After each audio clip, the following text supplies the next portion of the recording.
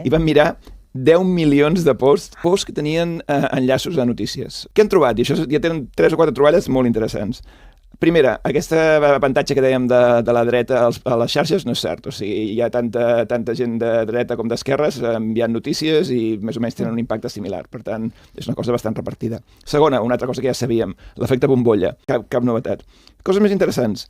El que vam veure, analitzant la qualitat dels links, és que per algun motiu, i això no estava molt clar perquè és així, les notícies que venien més del costat conservador eren notícies de menys qualitat. És a dir, que eren notícies amb fake news o notícies menys contrastades, notícies que desinformaven més. Quines persones creuen més en les desinformacions i en informacions, diguem-ho així, d'arrel conspiranoia, no? Una cosa és posar en dubte i dubtar sobre les coses, i l'altra cosa és que quan ja t'han presentat evidències, tu continuïs dient, no, però això no és veritat. Quan es mira això, resulta que la gent que és més conspiranoia és la gent que vota o que està en posicions de dreta o d'extrema dreta.